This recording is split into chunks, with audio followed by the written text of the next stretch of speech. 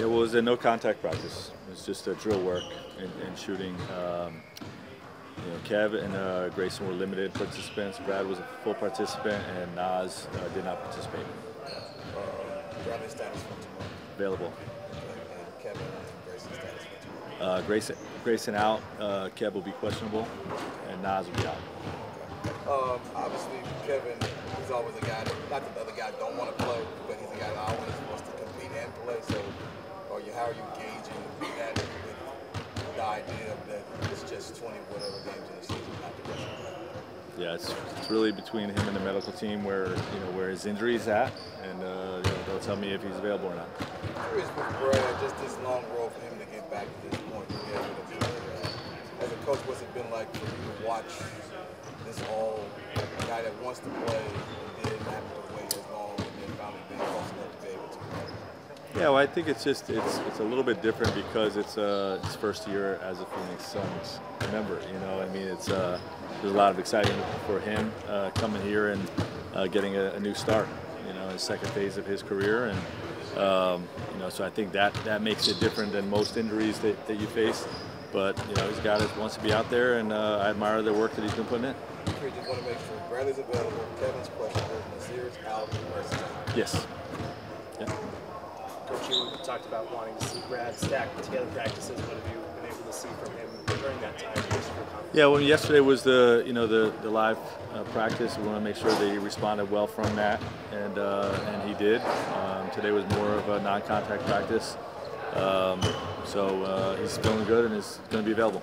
This will be the first time we get to see Book and Brad on the court together. Just how do you like that dynamic of having an additional ball handler for Book to kind of take that burden off? I love it.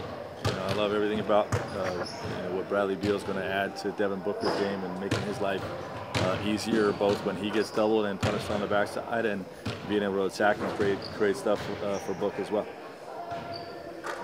Frank, when you look at just Brad and Devin together, I know it's going to piggyback off of what you just said. You've always talked about spacing and how important that is with the other three.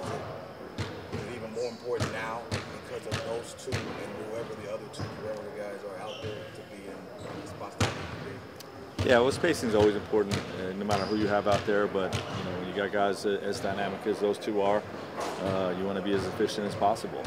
So you put a lot of emphasis on that. Is it? Because I talked with Eric about this. He's like, well, sometimes you got to slide because you don't know what they are going to do. With Devin and Bradley's creativity on offense, how important is it to be maybe moving and sensing? Well, we talk in terms of you got to find a window. You got to find a window where there's a passing lane to deliver the ball to him when help comes. So, just being static in one spot, maybe open for a minute, but as the defense shifts, you gotta slide within your window, to create a passing angle. Frank, to this point, before getting the big three together, how would you assess the goals that you guys tried to accomplish before that, and just how exciting are you to get them back and kind of move forward with your season now? Yeah, well, this is this still becomes the initial phase of these three playing together, right? It's which we knew from the start this summer, that there's still going to be an element of cohesion that has to be built amongst them and amongst the guys that are out there with them. So this is really stage one, of seeing that. So you never know how quickly those things are going to take shape. Sometimes they click right away. Just because of the talent alone, and sometimes it takes time, for teammates to learn each other and learn what we're doing within our system. So we'll see how that all plays out. Welcome back. How's it feel to know that you're now full ready to play and get back to what you like to do, love to do? I'm excited.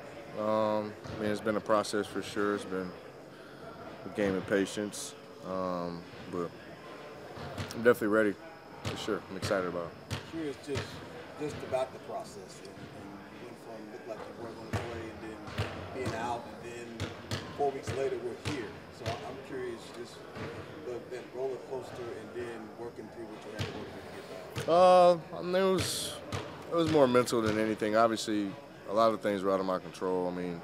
Nobody's in control of being injured. I think that's probably one of the biggest frustrations that a player can have. And then the frustration part of just it would literally be in kind of a day-to-day process, you know, of how you feel, the recovery process the day after from working and putting your body through the stress. So it was definitely a mental challenge for sure of just getting over the hump the last few weeks. But we have a great staff here.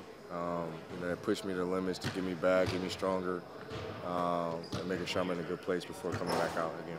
One of the things that's been interesting is you haven't started a game with Devin yet.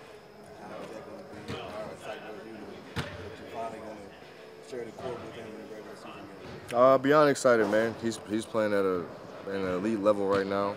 And it was tough. It was tough the last couple games, just seeing him get double teamed, triple teamed, and I'm like, that's what we want to avoid. You know, that's what we're trying to stay away from. So I'm definitely happy that I can come in and fill that void for him, relieve a little bit of pressure, and just try to keep uplifting his play because he's playing at an elite level right now. I just want him to stay right where he's at mentally, and however I can help contribute to that, that's what I'm gonna do. How are you trying to? You've watched him play now. Where do you see yourself fitting and trying to fit in early on once you get back? There's a few areas. I'm not gonna give out all my secrets, but it's definitely gonna be it's gonna be a fun game. You know, I think just from our love of the game and our passion and just joy we have on the floor, I'm just excited to be a part of that. But just where man, being out the last month, 2 months, I can see plenty of where I can lead, where I can, you know, find my niche on the team and where I can be aggressive and help us out a lot for sure. Katie has talked about how he's helped you a little bit in this process, reaching that great patience. How has maybe the team helped you during this stretch? A lot, you know, because honestly, I probably would have played and been hard-headed probably through the process if I didn't listen to my teammates. You know, I think they more or less gave me more confidence and just kind of made me feel better about the situation. Like, it sucks to be hurt. Like, nobody wants to be hurt, and especially when you're somebody who they look at you to help contribute to the success of the team, you know. So I hate to be in that position, but to hear it from Kay and hear it from Book, you're like, no, take your time, make sure you're 100%, like, we got it. We have more than enough to stay afloat and push this thing to where we want to go. We need you, you know, down the stretch. And so, like, that made me feel awesome every single day. It frustrated me, but because I wanted to be out there super bad, and I wanted to be out there with them. But more than anything, man, it just speaks volumes of them, of their character, and just their mindset when it comes to us as players. In terms of helping lead this Suns team, what does leading them look like to you? Oh, I mean, it's a collective effort. Obviously, we have a three-headed snake, and you know, it's kind of a go as we go type of atmosphere. But more than anything, it's just the approach, you know, and having the accountability, the self-accountability between myself, Kay, and D-Book. Like, if we all are accountable with each other, that just trickles down to the rest of the team. And I think that'll propel us into a direction we need to go, you know. And I think just from our mindsets of just being hoopers, of just and loving the game, and I think it'll make it easy for us to do so. But it'll be collective. You know, we have a lot of vets, which helps. You know, we don't have to do a lot of teaching. We don't have to stop and, you know, kind of mentor a lot of or things like that. You know, so it's cool to be able to hit the ground running and be able to implement, do things on the fly. But we have good character guys, so it's very easy to kind of lead and keep our camaraderie the way it is. You mentioned the mental process of getting back, the due diligence every day to get your body right. You're dealing with that, all the eagerness to see you guys in your full form. How do you kind of chug through that? What's the feeling now that you finally are back? Is it relief, hunger, excitement, all of the above? I mean, it's all of the above, but honestly, I'm happy to be back on the floor, you know. I'm just blessed to be back on the floor, blessed to be healthy, blessed to have an opportunity to play this game. You know, I love it dearly. I'm on an awesome organization. I just want to be able to go out there and have fun just playing here, you know. So, obviously, I'm excited about it, but to me, this is year 12. It's another game. I'm locked in. However I can help this team win and push us forward. You've been out for an extensive period of time when you were in Washington, and it was different where they were more relying on you as the guy. But now that you're here, Does it feel like less pressure or more because of the hype around the big three here? Pressure is always a funny word, because everybody has a different definition and expectation of pressure. But I mean, we obviously have our goals and our expectations of what we can be and what we can do. Like you said, it's totally different than being in Washington, where I had to carry a lot of that load and availability and being on the floor, and it's not like that here, you know. So that definitely played a role until, like I said earlier, like having teammates that encourage you to take your time, you know, whatever it takes, you know, for you to be healthy, do that, you know, however much time it takes, you know, take that time, and that's very encouraging, you know. So I'm just happy that I can be a part of a team like that, and I'm excited to be back and stay back. And you're even going against your old team, you know, this Sunday. So, you know, if you're going to play, so how does that feel going up this 4-game stretch and ending with that 4-game against Washington? That's another game, brother. I'm excited about it, but I'm worried about tomorrow. I mean, DC is just another team that we have to play. You know, I'm excited to see my guys and my friends from the organization for many of years that I've had there, but we're still trying to beat them. So.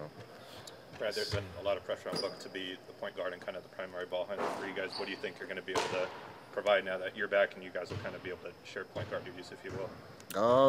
Hopefully just relieve some of that pressure off of Book and allow him to be a legit scorer as he is, and focus on that. Physical last two. At its worst, like what was the back going through? Was it tough to sit down or sleep or anything like that? All of the above. Yeah.